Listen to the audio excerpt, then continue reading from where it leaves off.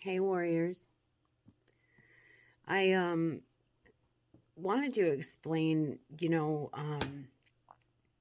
I guess the stages that, empaths go through and kind of clear up some confusion on it. Um Anyways, I wrote it down because I don't want to forget any part of it. I want to explain it pretty clearly. A lot of people, call themselves empaths. They think it's a gift. They think it means they're special or chosen or, highly spiritual or more evolved than others. Okay. But I want to tell you a deeper truth. Okay. Most empaths, they weren't born that way. They were shaped that way. Okay. The first stage begins, in childhood. Usually the empath, comes from a home where emotions were unpredictable. Okay. Maybe there was anger, addiction, emotional absence, inconsistency, some type of trauma. And the child had to learn to read energy to survive. Um, Not because it was magical, but because it was necessary. A lot of people called this being, in the psychological, I guess, department, okay? People that work in there, have called this being conditioned by the parental complex. I think Carl Jung called it that.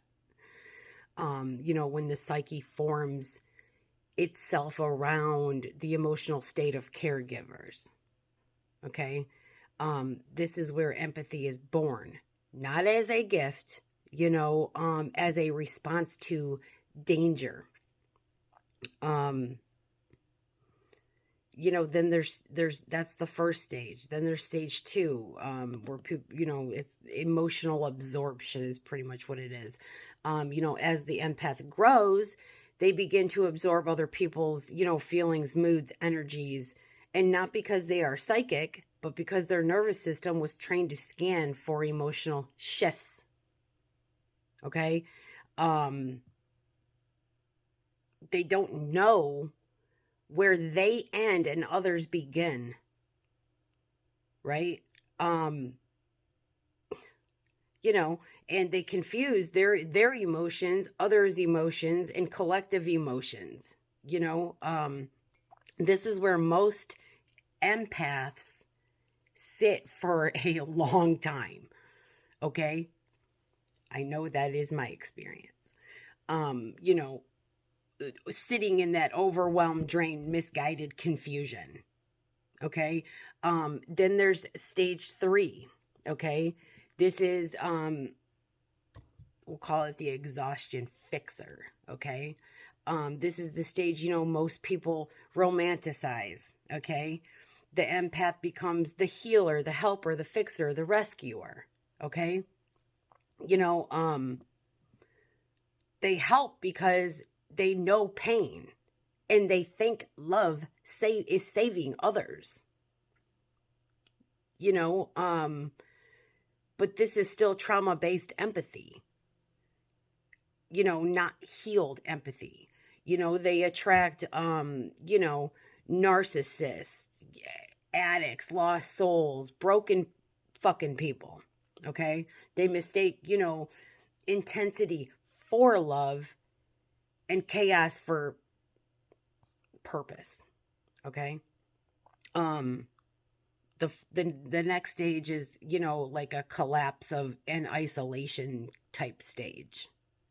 Eventually their body can't take that shit no more, you know um and they hit burnout, depression, isolation, sickness, breakdown, and this is where the real awakening starts to happen.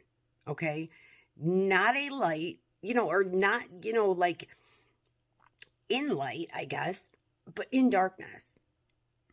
um this is where, the empath stops looking outward and starts facing themselves. You know, this is the I guess the breaking point between, you know, trauma empathy and true awareness. Okay, so then there's, you know, boundaries and identity, which gets pretty, you know, this is where, you know, the real shift starts, because they realize I'm not responsible for everyone, right? You know, other people's emotions aren't mine, and I don't have to absorb them to be loved. You know, you start building boundaries, you know, then you feel guilt. They lose people, then they feel selfish, right? But this is actually the beginning of, you know, your individuation. This is the moment you know, you finally are becoming your own self, I guess. You know, and then the sixth stage, you know, this is where you know, the empath becomes conscious, I guess. Okay. This is the real power. You know, I keep saying they, but I'm part of they. You know, you no longer absorb, you observe. Okay. You can feel without drowning, love without, you know, sacrificing yourself, you know, help without losing yourself. You know, you're no longer the empath. You know, you're a whole being. You know what I'm saying? Who understands emotion. Not a sponge, you know, not a savior, not chosen, just integrated. Okay? Um,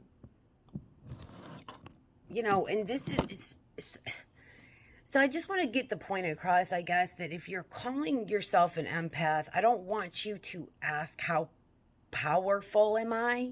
You know? I want you to ask more like, why did I have to become, you know, like this to survive? You know? Uh because the goal of awakening is not to feel more, you know, it's to be free, you know, from the need to. If you understand what I'm saying, you know, the healthiest empath isn't the one who feels the most, it's the one who finally, you know, feels like themselves again, legends. I love you.